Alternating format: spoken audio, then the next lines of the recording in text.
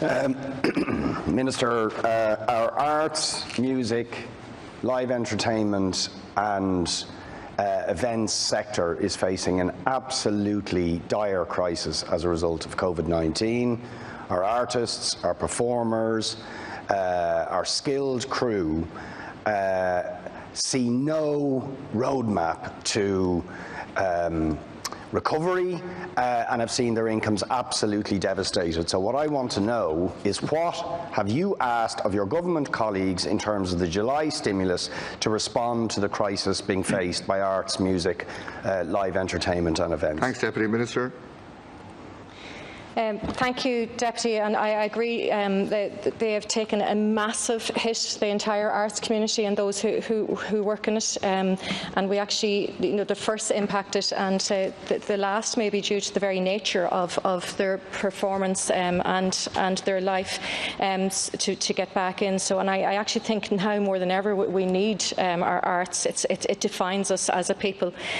Since the event of the crisis, officials from my department have been actively engaging with the sector and continuing to engage with the agencies under its remit and other sectoral stakeholders to ensure there is the greatest level of awareness of the supports that are available to ensure that optimal use is made of available resources to best support the sector at this challenging time. In relation to businesses involved in the entertainment industry, SMEs and sole traders, the Department of Business, Enterprise and Innovation has put in place a comprehensive suite of supports for firms of all sizes, which includes grants, low-cost loans, write-off commercial rates and deferred tax liabilities. These supports are designed to build confidence, to further assist businesses in terms of the management of their companies and to allow them to begin looking to the future and start charting a path forward for weeks and months ahead. The Government has also extended its 2 universal income support measures for all sectors. And further measures will also be set out in the forthcoming July stimulus, which will build on the existing suite of supports introduced since the pandemic began and will aim to help sustain incomes, boost business and kickstart the various sectors. The Government has furthermore committed to bringing forward a national economic plan to be published alongside the budget in October, which will outline the Government's plans to support the long-term sustainability of the economy. Details of the July stimulus will be announced shortly, but I can assure the Deputy that I am on that Cabinet subcommittee for economic recovery and I am acutely aware of the pressure facing the sector in light of the public health guidance. So they have a voice at Cabinet and they have a voice at Cabinet subcommittee. And as I said, I'm acutely aware of their needs and I'm pushing for everything in this July stimulus package. Well, Minister, I certainly hope that is true, and I think the arts, music, live entertainment and events sector will be watching closely to see if it is true. And while I welcome the fact that an additional 25 million was given in response to the campaigning by the National Campaign of the Arts, and you allude to some supports for small businesses in the events sector, some of the signs are not very good.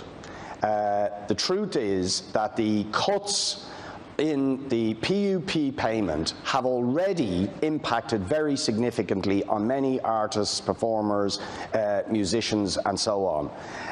Some of them didn't even get the pandemic payment because they weren't working at the time, even though it's obviously an episodic existence in terms of employment and income. That was totally unfair.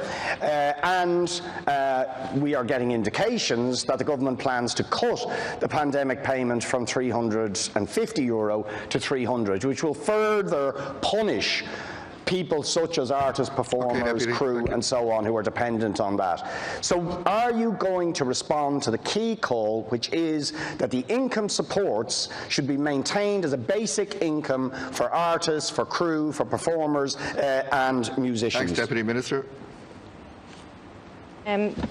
Thank you, Deputy. I'm actually examining a whole suite of measures, because I think it's a whole suite of measures that is needed to support this sector. As I've said, my department has met with a wide range of stakeholders from across the arts and culture sector in recent months. And I know the Programme for Government commits to establishing a cross-departmental task force to develop a clear approach informed by the views of all stakeholders to protect and sustain the arts and culture sector. And throughout COVID recovery and beyond, which in turn will inform the National Economic Plan. But also, with our engagement with the live entertainment sector, officials from my department have met with them, and the sector have sought a range of supports, including an extension of twists, a waiver of business rates, and establishment of that cross-departmental task force. And I'm considering, as I said, a whole suite of supports for them. Thanks, Minister. Deputy. Okay, Minister, you're slightly dodging the question, because the reports are that the TWIS is going to be tapered, i.e. reduced, I love these euphemisms, and that the pandemic payment is going to be cut, right? That is going to hit disproportionately the musicians, the performers, the live entertainment sector and the events sector. That payment should be turned into a minimum income above and beyond which people can earn something.